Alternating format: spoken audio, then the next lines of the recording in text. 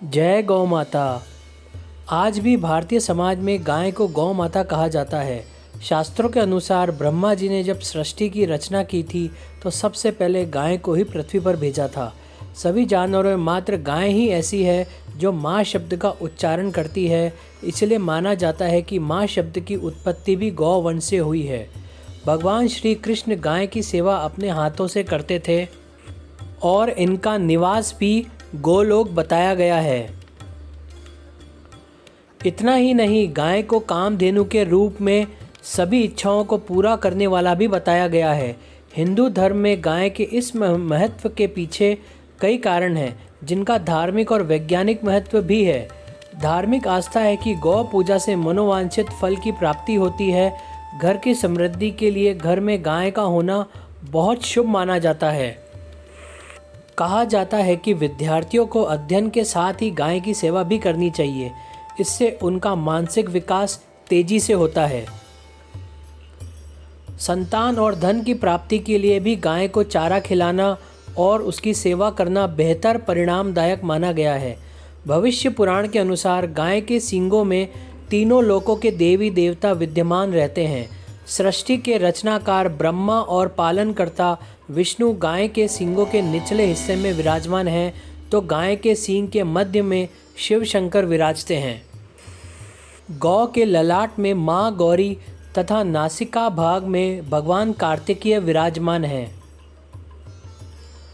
धार्मिक आस्था है कि गाय अपनी सेवा करने वाले व्यक्ति के सारे पाप अपनी सांस के जरिए खींच लेती है। गाय जहाँ पर बैठती है वहाँ के वातावरण को शुद्ध करके सकारात्मकता से भर देती है। ऐसा शायद इसलिए कहा जाता है क्योंकि गाय जहाँ भी बैठती है वहाँ पूरी निर्भीकता से बैठती है। कहा जाता है कि अपनी बैठी हुई जगह के सारे पापों को अपने अंदर समाकर उस जगह को शुद्ध कर देने की क्षमता होती है गाय में। एक तरफ जहाँ गाय का गोबर पवित्र कार्यों के दौरान घर को लीपने के लिए प्रयोग किया जाता रहा है, वहीं गाय के गोबर से बने कंडे हवन करने के लिए उपयोग किए जाते हैं। माना जाता है कि गाय के गोबर से हवन करने पर वातावरण और घर के आसपास मौजूद कीड़े भाग जाते हैं और वायु शुद्ध होती है। वहीं गौमूत्र को कई तरह की दवाइयाँ बनाने में प्रयोग किया जाता है, क्योंकि इसमें रोगाणुओं को मारने की क्षमता होती है। गौ माता की पूंछ से बच्चों को झाड़े जाने से नज़र उतर जाती है। इसका उदाहरण ग्रंथों में भी पढ़ने को मिलता है। जब पूतना उद्धार में भगवान कृष्ण को नज़र लग जाने पर गाय की पूंछ से नज़र उतारी गई।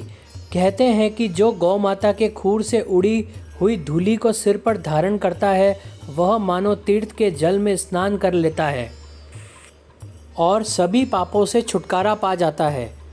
गाय के पीछे के पैरों के खुरों के दर्शन करने मात्र से कभी अकाल मृत्यु नहीं होती है। गाय की प्रदक्षिणा करने से चारों धाम के दर्शन के लाभ प्राप्त होते हैं, क्योंकि गाय के पैरों में 4 धाम हैं। जिस प्रकार पीपल का वृक्ष एवं तुलसी का पौधा ऑक्सीजन छोड़ते हैं, एक छोटा चम्मच देसी गाय का घी जलते हुए कंडे पर डाला जाए तो 1 टन ऑक्सीजन बनती है। इसीलिए हमारे यहाँ यज्ञ हवन अग्नि होम में गाय का ही घी उपयोग में लिया जाता है। प्रदूषण को दूर करने का इससे अच्छा और कोई साधन नहीं है।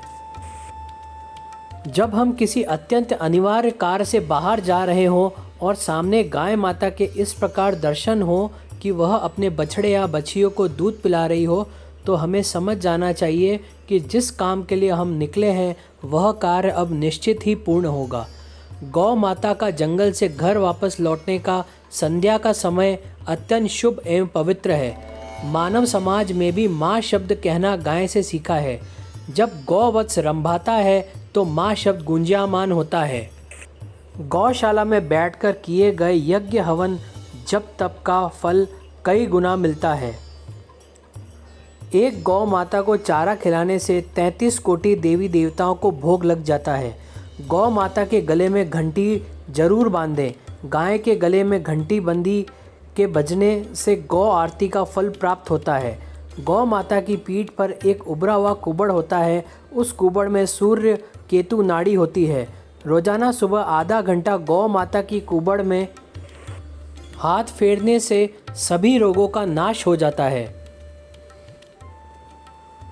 गौ माता के पंचगव्य के बिना पूजा पाठ हवन सफल नहीं होते हैं। गौ माता के दूध, घी, मक्खन, दही, गोबर तथा गौमूत्र से बना पंचगव्य हजारों रोगों की दवा है।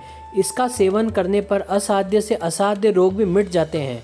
पवित्र हिंदू धर्म के अनुसार गौ माता के शरीर में 33 कोटि प्रकार के देवता निवास करते हैं, जिनमें 12 आदित्य, 8 वसु, 11 रुद्र और 2 अश्विन कुमार, यह मिलकर कुल 33 होते हैं।